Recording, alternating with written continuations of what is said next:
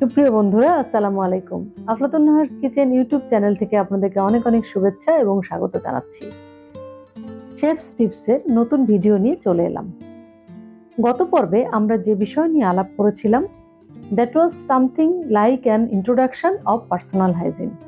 আজকের এপিসোডে আমরা বিষয়টি ডিটেল করব এবং পার্সোনাল হাইজিনের আরও কয়েকটি টাইপ নিয়ে আলোচনা উপস্থাপন করব।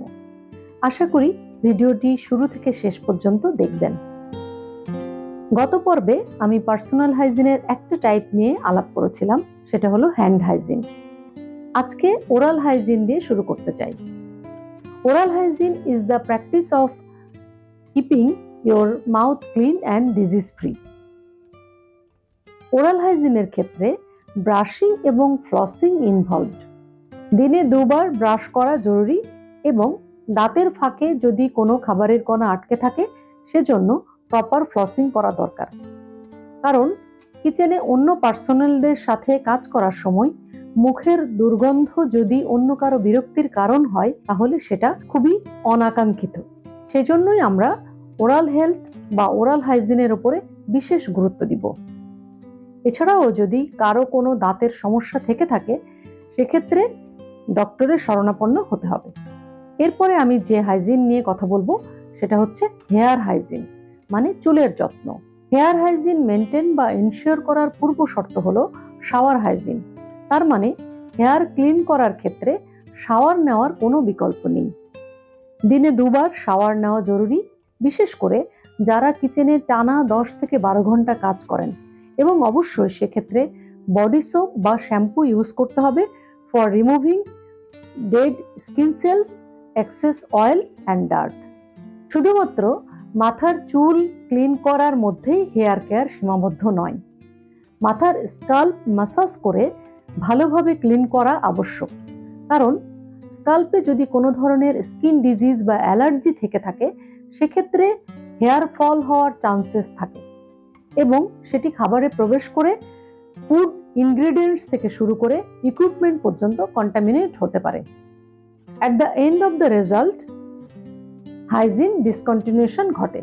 এক্ষেত্রে একটা কথাই চলে আসে, clean hair prevents building up germs. So remember, always use proper hair restraints like hair nets when working around food. এছাড়াও যারা ফুড হ্যান্ডেলিং এবং কুকিংয়ের সাথে জড়িত তাদের ক্ষেত্রে চুলে হাত দেওয়া বা মাথা চুলকানো থেকে বিরত থাকতে হবে। যদি অবচেতন মনে চুলে হাত চলেও যায় বা মাথায় হাত চলেও যায় সেক্ষেত্রে তৎক্ষণাৎ হ্যান্ড ওয়াশ করে নিতে হবে অথবা হ্যান্ড গ্লাভস চেঞ্জ করে নিতে হবে। তাহলেই আমরা ফুড সেফটি এনশিওর করতে পারবো। আজকের এপিসোডে আমি আরও একটি হাইজিন নিয়ে কথা বলবো, যেটি নেল হাইজিন। অ্যাপ্রোপ্রিয়েট হাইজিন মেনটেন্যান্সের ক্ষেত্রে নেল হাইজিন অত্যন্ত গুরুত্বপূর্ণ। আপনার ফিঙ্গার নেলস অবশ্যই ছোট রাখতে হবে এবং নেলসের রিভার্স সাইড ভালোভাবে পরিষ্কার করে রাখতে হবে সব সময়। যখনই হ্যান্ড ওয়াশিং এর ক্ষেত্রগুলো আসবে সে সময় খুব ভালোভাবে নেলও ক্লিন করে নিতে হবে। ফিঙ্গার নেলস যদি বড় থাকে সেক্ষেত্রে জার্ম ক্রিয়েট করার সম্ভাবনা থাকে, যার ফলশ্রুতিতে ফুড কন্টামিনেট হওয়ারও চান্স থাকে।